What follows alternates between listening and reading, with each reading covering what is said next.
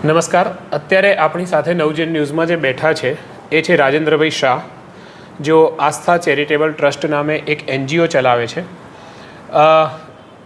એક પિતા તરીકે આપણા પોતાના બાળકની સૌને ચિંતા હોય છે, પણ રાજેન્દ્રભાઈ શાહના જીવનમાં એવો એક સમય આવ્યો કે એમની જે દીકરી હતી તે દીકરી મેન્ટલી ચેલેન્જડ હતી અને એમની દીકરી મનોદિવ્યાંગ હતી, તેથી તેમને એની ચિંતા કાયમ રહેતી, જે સામાન્ય રીતે દરેક માતા પિતાને હોય છે. તો એમને એ પણ ચિંતા થઈ સાથે સાથે કે આવા તો ઘણા બધા બાળકો હશે કે જેમને કંઈક કોઈને કોઈ તકલીફ છે કે તે કોઈને કોઈ રીતે શારીરિક રીતે અથવા માનસિક રીતે વિકલાંગ છે. તો એ બાળકોનું શું થશે અને એમના માતા પિતાનું શું થશે? તો એ એક વિચારે એમને એક નવી ઉર્જા આપી અને એમણે આસ્થા ચેરિટેબલ ટ્રસ્ટની સ્થાપના કરી. હવે આસ્થા ચેરિટેબલ ટ્રસ્ટ ઘણા સમયથી 2006થી એ કામ કરી રહ્યું છે. 2016માં એક પડાવ ઉપર પહોંચીને પણ એમણે એક સિદ્ધિ હાંસલ કરી અને હવે એક નવું પગલું એમણે ભર્યું છે. એના વિશે વાત કરીશું. વૈષ્ણવજન તો તેને કહીએ જે પીડ પરાઈ જાનાને રે.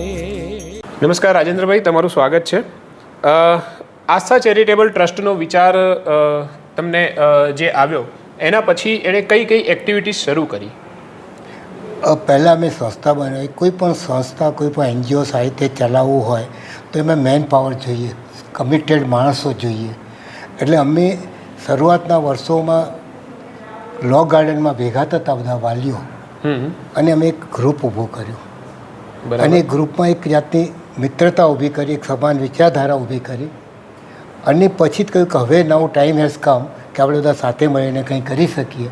એટલે મેં જમીન શોધતા અમારી ઘર 2014માં અમને જગ્યા મળી, 15માં બાંધકામ ચાલુ કર્યું અને 16માં આસ્થા ચેરિટેબલ ટ્રસ્ટના નામે આનંદધામ નામની સંસ્થા ચાલુ કરી.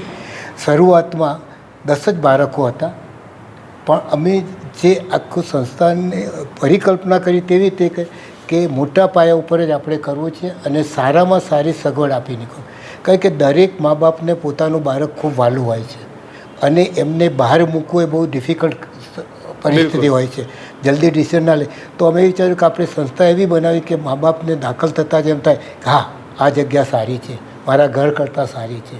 એટલે એ બેઝ ઉપર અમે આખી સંસ્થા ચાલુ કરી અને શરૂઆતના 4-5 વર્ષ ઘણા સંઘર્ષો અમને રહ્યા, પણ ધીરે ધીરે સંસ્થા થઈ અને આજે 106 બાળક વ્યક્તિઓ ત્યાં રહે છે. હવે મેં જ્યારે ચાલુ કર્યું ત્યારે અમારી પરિકલ્પના એવી હતી કે એમને આપણે સારું રહેવા કરવાનું આપીએ, ખાવા પીવાનું આપીએ, ઇટ ઇઝ એનફ. પણ પછી થયું કે જો એ લોકો આટલું જ હોય તો એ બાળકો નિષ્ક્રિય થઈ જાય છે, એટલે એમના જીવનમાં ચેતનતા નથી આવતી. બીજું જોયું કે આ બાળકોની શક્તિ ઘણી બધી છે, સુસુપ્ત શક્તિઓ ઘણી છે, એને બહાર લાવીએ તો આ તો ઘણું બધું કામ કરી શકે. એટલે મેં નાના નાના પ્રયોગ કરીને એમને કામ આપવાનું ચાલુ કર્યું અને ધીરે ધીરે લોકો સરસ સરસ કામ કરતા ગયા. અને કામમાં અમે દિવાળી વખતે બધું વેચાણ કરી દેતા, નાના પાયા ઉપર, એટલે દિવાળીમાં બધું વેચાણ થઈ જાય એ રીતે અમારે ચાલુ થયું. પછી થયું કે હવે તો આ 12 માસ આ લોકોને કામ આપવું, 12 માસ વેચાણ પણ જોઈએ, તો આપણે કંઈક માર્કેટિંગ ઓર્ગેનાઇઝેશન ઊભું કરીએ. એના ઉપરથી એમના કન્સેપ્ટ આવ્યો કે લેટ સ્ટાર્ટ e-પોર્ટલ. ઓકે. અને અમારા એક સાથી મિત્ર આશુતોષભાઈ, એમને એક લીડરશિપ લીધી કે ના, હું ચાલો આ કામ હું હાથમાં લઉં છું અને આપણે e-પોર્ટલ બનાવીએ. જી. અત્યારે હાલ એ સંસ્થામાં જે તમે કીધું કે 106 બાળકો રહે છે, એ બધા જ મનોદિવ્યાંગ છે, બરાબર? તો એ માત્ર અમદાવાદમાંથી જ છે કે ગુજરાતમાંથી છે કે ગુજરાત બહારના પણ છે? પૂરા ઇન્ડિયામાંથી છે, કાશ્મીરમાંથી પણ છે ને ચેન્નઈથી પણ છે. ઓલ ઓવર ઇન્ડિયાથી બાળકો આવે છે, વ્યક્તિઓ આવે છે. આ બાળકો ના કહેવાય કારણ કે બધા જ 25 વર્ષથી ઉપરના છે, મેક્સિમમ એજ 75 વર્ષની ઉંમર પણ છે. ઓહો. તો એની અંદર એમને ત્યાં જે એક્ટિવિટીની તમે વાત કરી કે પ્રોડક્ટ્સ બનાવે છે, એમાં મુખ્યત્વે કઈ કઈ પ્રોડક્ટ્સ છે? અમે સૌથી શરૂઆત કરી કે જે ઇઝીમાં ઇઝી કામ કહેવાય એ દિવાળીમાં કોળિયા ને એ બધું બનાવવાનું. તો ત્યાંથી અમે શરૂઆત કરી. પછી એ લોકો કરતા થયા એટલે પછી હવે થોડું વધારે કરીએ. પછી અમે ખેતીવાડીનું ચાલુ કર્યું, ગ્રીન હાઉસ બનાવ્યું, ઓર્ગેનિક ખેતી ચાલુ કરાવી, એટલે શાકભાજી હતા એમાંથી ટુકડાઓ કખા. પછી એક મિત્ર મળી ગયા કે તમે ખાવા પીવાની વસ્તુ કેમ નથી બનાવતા? અને એમને ખાખરાનું સજેશન કર્યું. અમને આઈડિયા સારો લાગ્યો. અમે ખાખરા પહેલાં એમ હતું કે આ છોકરા બનાવી શકશે કે નહીં બનાવી, પેક કરી શકશે કે નહીં કરી શકે. બરાબર. તો પહેલાં અમને ખાખરા મોકલાવ્યા. અમે 1 વર્ષ સુધી ખાલી પેક કરીને આપ્યા. એનાથી અમને કોન્ફિડન્સ આવી ગયો કે આ બાળકો પેક કરી શકે છે, પરફેક્ટ વજનમાં પેક કરી શકે છે. કારણ કે જો વજનમાં વધુ કરતું થાય તો મુશ્કેલી થાય, પણ એ લોકો બરાબર કરતા હતા. પછી અમારો કોન્ફિડન્સ વધ્યો એટલે અમે મશીનો લીધા અને મશીનો લઈને અત્યારે અમે ચાલુ કર્યું. અત્યારે અમે દરરોજના 100 કિલો ખાખરા તો બનાવીએ છીએ. ઓકે. અને છોકરાઓ ખૂબ સરસ રીતે કામ કરે છે અને ખૂબ એન્જોય કરે છે. પછી થયું કે હજુ કંઈક વધારીએ એટલે એમાં ગઈ દિવાળીમાં અમે ચોકલેટનું વેચાણ ચાલુ કર્યું. ચોકલેટ બનાવવાની ચાલુ કર્યું. પછી અત્યારે મેં સિરામિક્સના બાઉલ બનાવવાનું ચાલુ કર્યું.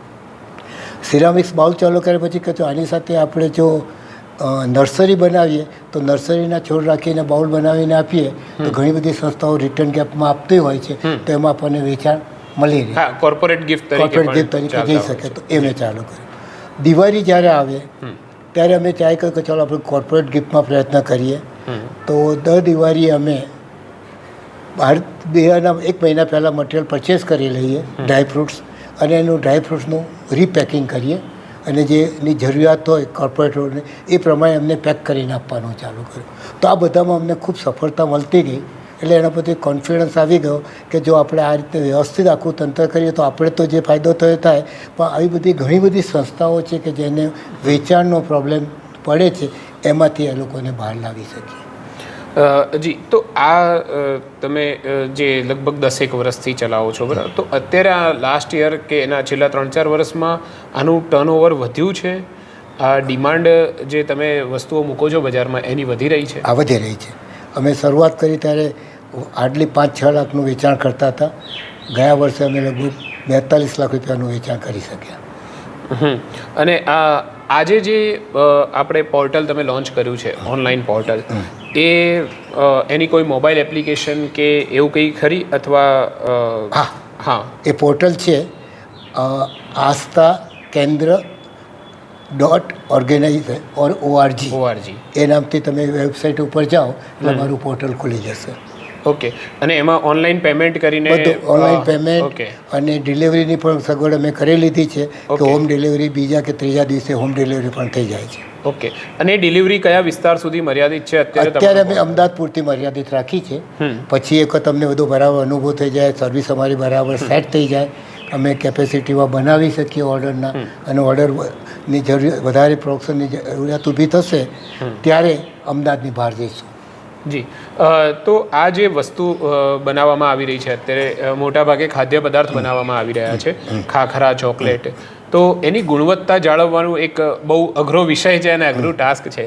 તો એ જાળવવા માટે આ જે લોકો કામ કરી રહ્યા છે અત્યારે તમારી સાથે, એમને કોઈ ખાસ પ્રકારની ટ્રેનિંગ કે એવું કંઈ આપવામાં આવ્યું છે? એક વખત સૌથી પહેલાં તો મેં એટમોસ્ફિયર ફર્સ્ટ ક્લાસ બનાવ્યું છે.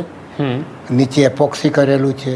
It is clean and is just like A pharmaceutical company જેટલી ક્લીન એન્ડ નીટ હોય એટલું ક્લીન અને નીટ રાખેલું છે કે જેથી બાળકોને કામ કરવાનું, પ્લસ એમને ટ્રેન કરીએ છીએ, હાથમાં મોજા પહેરાવીએ છીએ, અહીંયા ટોપી પહેરાવી દઈએ છીએ, અને એમને ક્યાંય પણ બહાર જાય તો હાથ ધોઈ મોજા પહેરી અને કામ કરી હાઇજેનિક ડે કરવા માટે જે કંઈ કરવું પડે એ બધી જ વસ્તુ અમે કરીએ છીએ. ઓકે. બીજું એક કે તમે વેબસાઇટ ઉપર લખ્યું છે કે બીજી કોઈ પણ સંસ્થા પોતાની પ્રોડક્ટ અહીંયા અમારા પોર્ટલ ઉપર વેચી શકશે. રાઈટ. તો એમાં એવો કોઈ ક્રાઇટેરિયા છે કે આ પ્રકારની સંસ્થા અથવા કેટલી સંસ્થા અત્યાર સુધી જોડાઈ રહી છે? હજુ સુધી કોઈ હજુ મેં પ્રયત્ન જ નથી કર્યો, પણ એમાં અમે એક માપદંડ નક્કી કરીશું. કારણ કે ઈ પોર્ટલની આપણે રિલાયબિલિટી અમારે તો એસ્ટાબ્લિશ કરવી પડે પોર્ટલની. જો આપણે ક્વોલિટી ચેક કર્યા વગર વસ્તુઓ વેચવાની ચાલુ કરીએ અને કોઈને સંતોષ ના થાય તો ધીરે ધીરે પોર્ટલનું નામ ખરાબ થાય. એટલે અમે જે સંસ્થા જોડાશે એની સાથે અમે પહેલાં પ્રિલિમિનરી ઇન્સ્પેક્શન કરીશું, એની ક્વોલિટી ચેક કરીશું, ક્વોલિટી પેરામીટર્સ મેન્ટેન કરવાની સિસ્ટમ ત્યાં જનરેટ થઈ ગયા પછી જ અમે એને અમારી સાથે જોડીશું અને પછી વેચાણ ચાલુ કરીશું. ઓકે. એટલે ઘણી બધી સંસ્થા આ રીતે અલગ અલગ ક્ષેત્રના લોકો સાથે કામ કરી રહી છે, તો એમની પ્રોડક્ટ પણ તમારા પોર્ટલ ઉપર વેચાય. તો ખૂબ સરસ માહિતી આપી રાજેન્દ્રભાઈએ. નવજીવન ન્યૂઝ વતી હું એમનો આભાર માનું છું અને તમને પણ એમનું આ જે પગલું છે એ કેવું લાગ્યું એ અમારા કમેન્ટ સેક્શનમાં જરૂરથી જણાવજો અને એમણે જે પોર્ટલ લોન્ચ કર્યું છે એ પોર્ટલની લિંક પણ અમે તમને આપી રહ્યા છીએ, તો તમે પણ એનો લાભ લઈ શકો છો અને ચોક્કસથી અમારી ચેનલને જોતા રહેજો, લાઇક, શેર અને સબસ્ક્રાઈબ કરવાનું ભૂલતા નહીં. નમસ્કાર.